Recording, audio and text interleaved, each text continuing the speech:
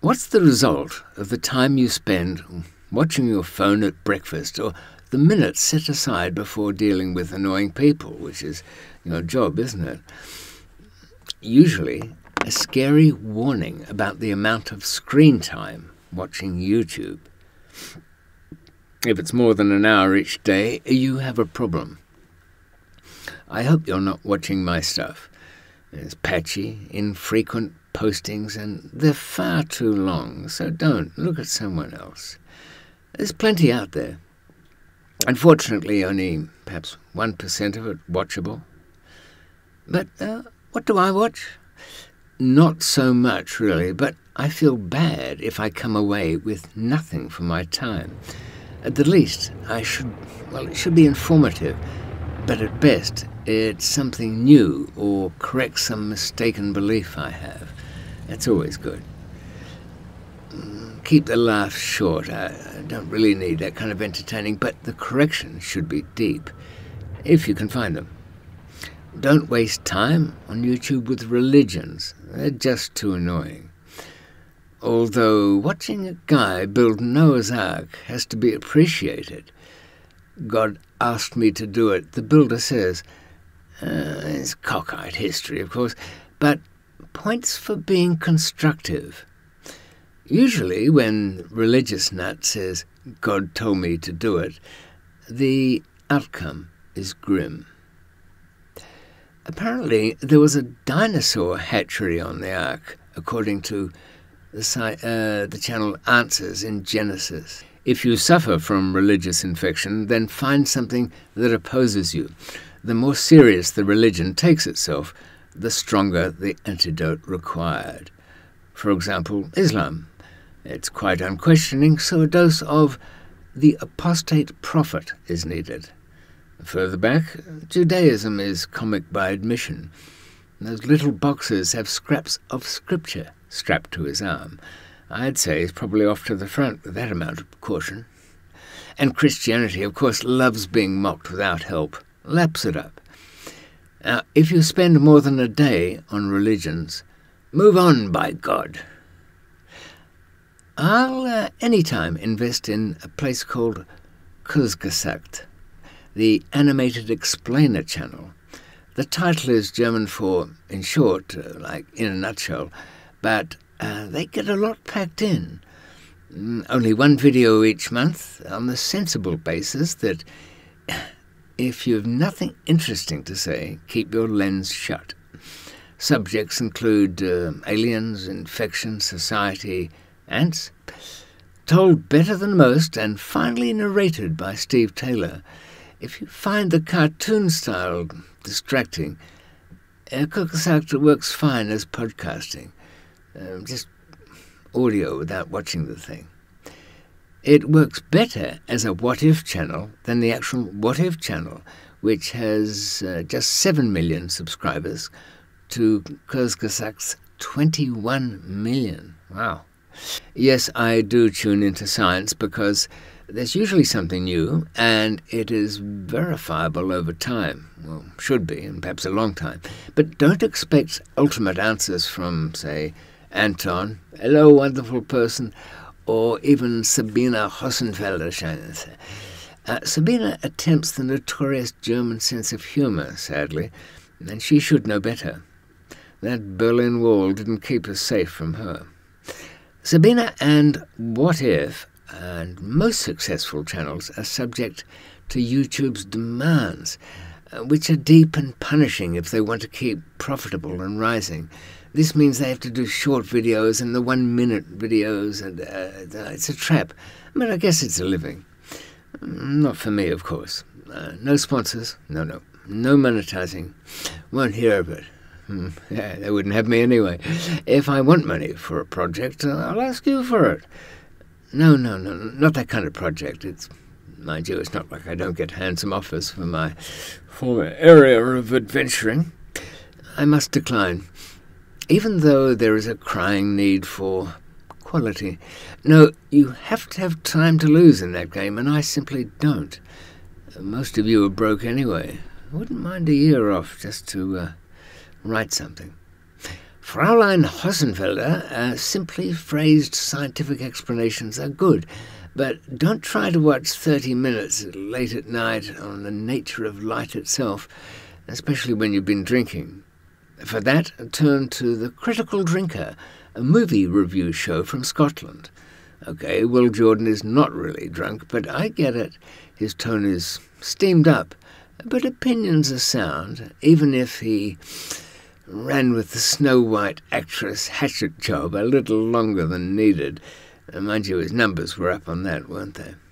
There is a fistful of what appear as grumpy old men who knock out buckets of short rants whose numbers are often respectable. There's the Gabby Cabby reporting from his shed, adoring royalist Neil Sean, and not all are as anti-immigrant as they seem. Simon Webb uploads daily 3 or more 5 minutes worth of amused observations from home, reading from his laptop screen with minimal production standards.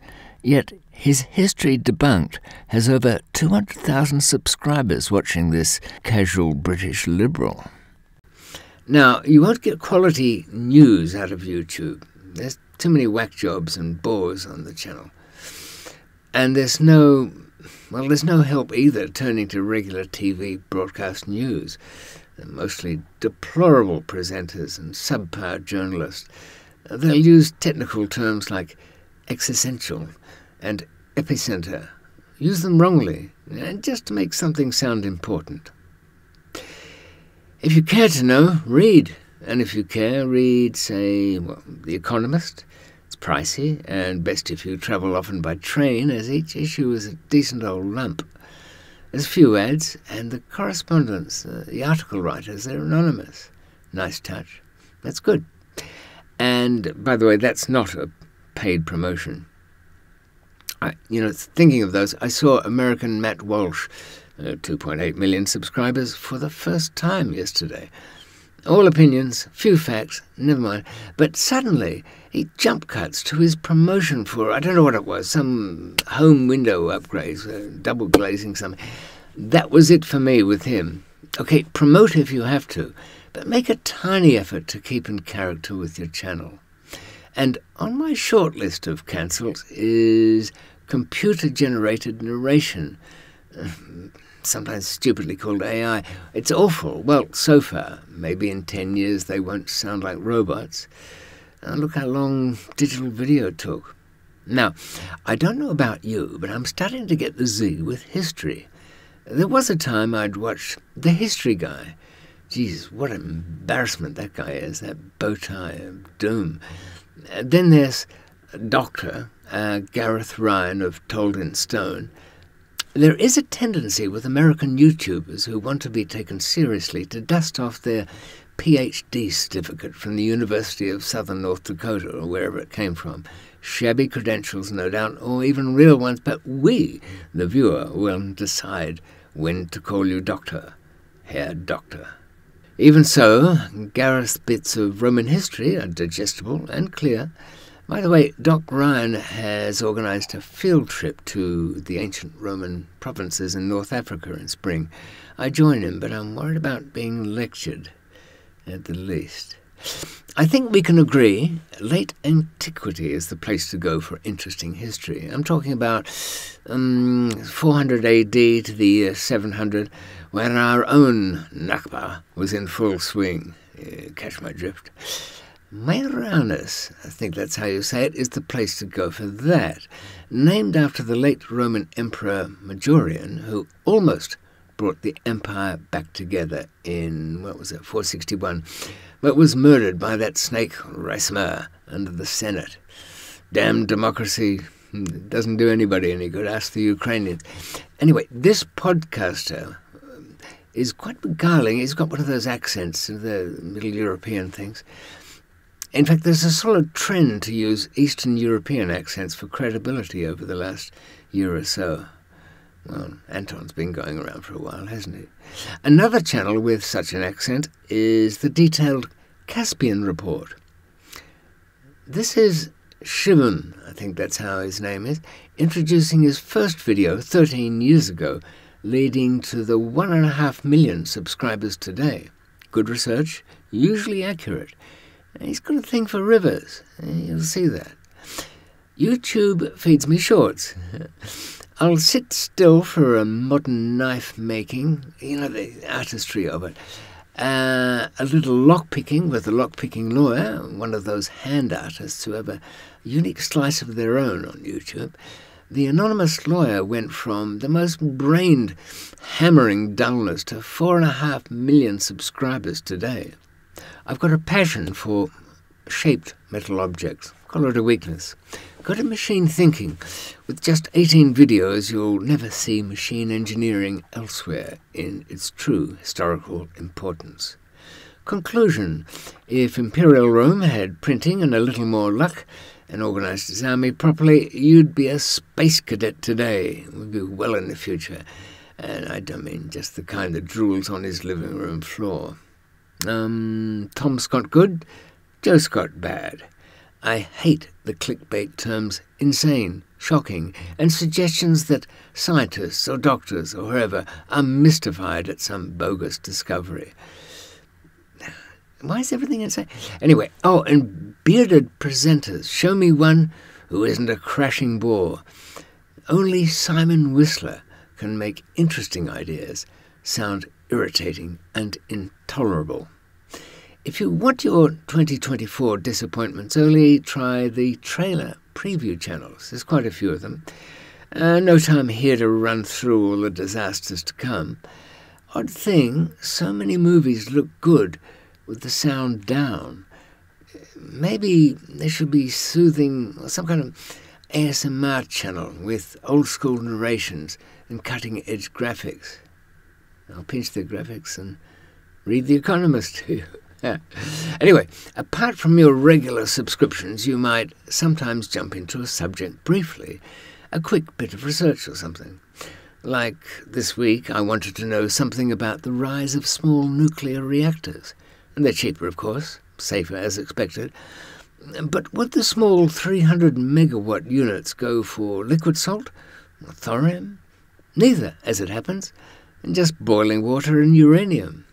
But the 20 minutes sniffing that out reveals something I didn't know. 75% of the world's nuclear power, all the nuclear power building projects, come through Russia's Rosatom, it's called. Look it up. Why? Because despite wartime sanctions, the Ruskies actually pay for the plant, they finance the thing, and supply the enriched fuel. Egypt, just to name one country, will pay just 3% debt service. That's all. And they get the whole thing. You can't beat that deal. So, worth knowing, I came away with something I didn't know at a cost of 20 minutes, and that should be the cap on finding out stuff. I'd been curious about the Boeing X-37, the unmanned orbital test vehicle. I'd mistaken for some secret shuttle replacement due to a misleading picture. This one. No crew, they say. Robotically controlled, it's supposed to be. But who are the guys in the suits? It turns out they're wearing top-end hazmat suits because of the proximity to hypergolic fumes. That's from fuel based on liquids from, the liquids spontaneously ignite when they make contact. Seems familiar, does it? It is to me. I'd come across some black-dressed scamps in Afghanistan trying to make bombs from peroxide, hydrazine. That was many years ago. They were trying to get them onto planes, of course. That's why, the liquids. And familiar to you, perhaps. Similar propellants were used for the Messerschmitt Me-163 Comet, yes? A rocket-powered interceptor used by the Luftwaffe in Nazi Germany, briefly. That took all of 5 minutes, as much time as I'd spent on occult tech. Don't treat your time like Bitcoin. Those coins are really like near indestructible cockroaches. Your time should be treated as a hummingbird's, demanding of intense energy and short-lived. And you won't learn that watching YouTube.